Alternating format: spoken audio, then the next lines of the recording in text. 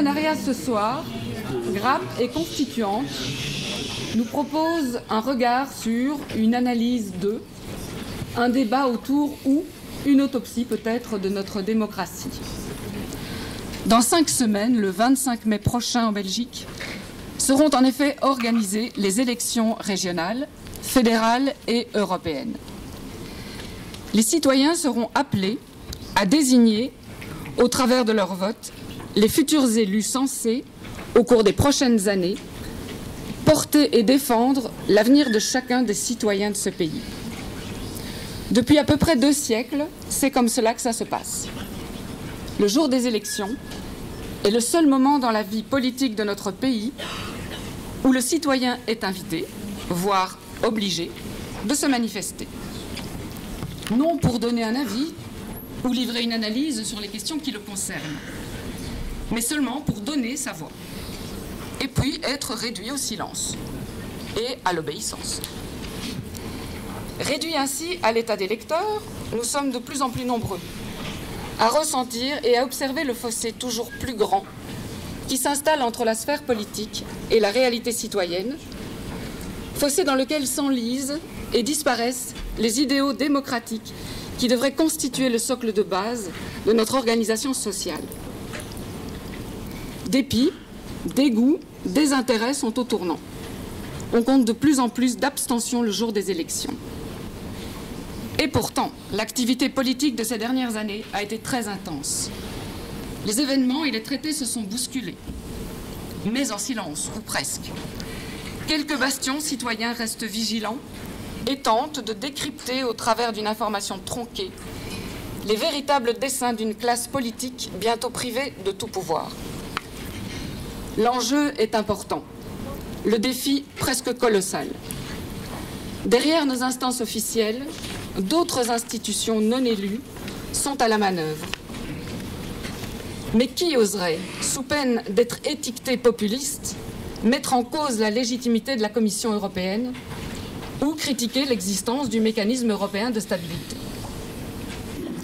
En signant le traité de Lisbonne et en adoptant les traités qui ont institué le MES et dernièrement le TSCG, nos élus ont trahi la confiance des citoyens.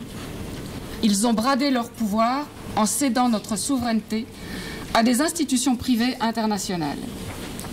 Et tout cela dans le plus grand secret, ou derrière les écrans des éternelles questions communautaires. Ces transferts de pouvoir et autres hémorragies d'argent via le TSCG vers des institutions toutes puissantes et non démocratiques n'ont pas seulement fait l'économie d'un débat démocratique, voire d'un débat tout court au sein de certains parlements, mais ont également dribblé toute révision de la Constitution belge. L'austérité imposée par le TSCG s'insinuera sans peine dans nos rouages sociétaux et économiques via une providentielle et 6e réforme de l'État. Même l'article 195 de la Constitution n'est plus aujourd'hui un rempart contre un coup d'État interne. Certains articles sont aujourd'hui révisables sans que l'opinion publique ne doive en être avisée. Où allons-nous lorsque dans la bouche de notre ministre des Finances, notre Constitution est présentée comme étant l'instrument de l'Europe? Enjeu important, défi colossal, ai-je dit, et comment? Oui, comment aujourd'hui faire face à ce basculement? Comment remettre la démocratie à l'endroit? Comment reprendre notre souveraineté? Ou plus simplement, comment reprendre en main notre destin et l'avenir des générations qui nous suivent? Des solutions existent. À ces questions fondamentales et urgentes, nos invités ce soir proposent des réponses. Pour en débattre, nous avons le très grand plaisir et l'honneur d'accueillir M. Étienne Chouard, professeur de lycée français,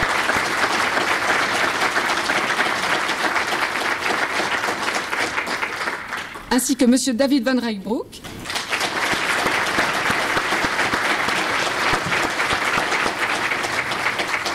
auteur du livre Contre les élections qui est paru dernièrement. Voilà, j'allais vous demander de les applaudir, c'est chose faite. Voilà, après l'intervention de nos invités, les questions et réponses seront les bienvenues. Enfin, les questions, en tout cas les réponses aussi. Voilà, donc je passe la parole à Étienne. Bonsoir à tous. Ah, ça fait du bien de vous voir si nombreux. C'est chaque fois la même énergie là. C'est vraiment, et puis ça va. En fait, ça va grandissant. Merci beaucoup d'être là. Je suis très très content moi d'être là aussi. Content de rencontrer David. Je vais essayer d'être court. J'ai préparé quelques questions sur le travail que je viens de découvrir de David avec son nouveau bouquin. Je vais essayer d'être court pour qu'on ait ensuite de la place pour vos questions et nos réponses pour que ce soit interactif. D'un mot peut-être, je réfléchis depuis 10 ans à la place du tirage au sort dans la démocratie, et depuis que j'ai découvert en 2005 qu'en fait il n'y a pas de démocratie sans tirage au sort, que l'élection est aristocratique par construction, elle consiste à choisir le meilleur, Aristos, et qu'en fait on le sait depuis longtemps, les humains le savent depuis longtemps, on l'a juste oublié, on l'a pas appris à l'école, et on a beau être âgé aujourd'hui, on peut être complètement ignorant de cette banalité finalement, qui a été une banalité pendant des siècles et des siècles. Il n'y a pas de démocratie sans tirage au sort. Alors, je travaille là-dessus depuis 10 ans, et si je dois résumer l'essentiel de l'essentiel, je dirais que nous ne sommes pas aujourd'hui en démocratie, nous sommes dans un régime représentatif qui est conçu depuis le début, depuis 200 ans, depuis l'époque des pères fondateurs américains et de Sieyès et la bande des révolutionnaires français, enfin des thermidoriens. On est depuis 200 ans dans une plutocratie qui est le nom technique précis qui va bien, c'est le gouvernement des riches, voulu par les riches, pour leur service. Et on a appelé gentiment ce régime le capitalisme sur le plan économique, mais en fait, je trouve qu'on devrait l'appeler le crapulisme, et que ça permettrait mieux de montrer qu'on n'est pas d'accord, et qu'on imagine d'autres façons d'organiser l'économie. Il y a d'ailleurs une des questions que je vais soumettre au feu de la critique de David tout à l'heure, qui concerne justement l'implication économique de ce choix de société qui consiste à donner aux plus riches le pouvoir politique. Donc, je découvre donc depuis 10 ans que le régime dans lequel nous vivons n'est pas une démocratie, que c'est voulu comme ça depuis le début, et le livre de David le confirme. Donc je passe rapidement là-dessus parce que ce sont des points d'accord évidents et importants. Le livre de David montre de façon très ramassée et dense l'histoire de cette escroquerie. Les pères fondateurs de nos régimes savaient très bien qu'ils n'instituaient pas une démocratie. Et pourtant, depuis le début du 19e siècle, nous l'appelons démocratie. En tout cas, on nous conduit à l'appeler démocratie, ce qui nous complique considérablement la vie pour imaginer une alternative. Nous n'arrivons pas à dire ce qu'il nous faut, c'est la démocratie, parce que le mot est pris par son strict contraire, et c'est très malin. Mais c'est facile. Enfin, ça peut être déjoué à condition de remettre les mots à l'endroit. Quand on remet les mots à l'endroit, quand on donne au mot démocratie son sens strict, la critique du régime actuel devient possible, et la formulation de ce que nous souhaitons aussi. Je vais regarder mes notes pour pas oublier le fait que nous ne soyons pas des citoyens, c'est dans la même veine, je vais passer rapidement là-dessus. Oui, sur les points essentiels, je pense que si je dois résumer notre problème, c'est que nous n'avons pas de constitution. Le texte qui est appelé Constitution n'en est pas une. Une Constitution, ça sert à nous protéger contre les abus de pouvoir. Certes, on apprend à l'école qu'une Constitution, ça sert à instituer les pouvoirs, et on n'apprend que ça. On apprend un petit peu que ça sert à séparer les pouvoirs, parce que les pouvoirs, c'est dangereux, mais on ne nous en dit pas plus. Je pense que les citoyens devraient se passer le mot entre eux de cette vérité importante que nos aïeux ont découvert depuis longtemps. Une constitution, c'est le moyen de nous protéger des abus de pouvoir. Donc ça sert à affaiblir les pouvoirs. Ce que nos aïeux n'ont pas encore mis au clair pour les générations qui viennent, c'est que pour que ça marche, il ne faut pas que ce soit les hommes au pouvoir qui écrivent ces règles-là, puisque c'est eux qui doivent la craindre à la Constitution. Il ne faut pas que ce soit eux qui écrivent les règles. Je pense que tout est là. Moi, le cœur de mon boulot, c'est ça, c'est de vérifier avec vous dans les controverses, puis de semer la graine pour qu'on soit nombreux à défendre cette idée. Pour que nous ayons une vraie Constitution, il faudra qu'on l'écrive nous-mêmes. Bon. Sur la place du tirage au sort, je vais arriver à ma première question sur le travail de David. Sur la place du tirage au sort, je lui ai posé la question déjà sur France Inter au début de la semaine. On était ensemble, mais on avait peu de temps, l'émission était courte, et cette fois-ci, tu vas pouvoir répondre un peu plus longuement, ça va être bien. Il y a je vois, et il y en a peut-être d'autres, mais je vois aujourd'hui 3 usages du tirage au sort.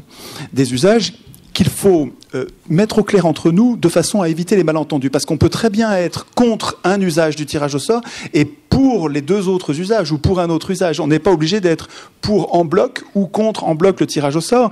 Le tirage au sort est en fait une procédure qui met à l'écart la volonté. Notre volonté la met à l'écart exprès parce qu'elle met du même coup...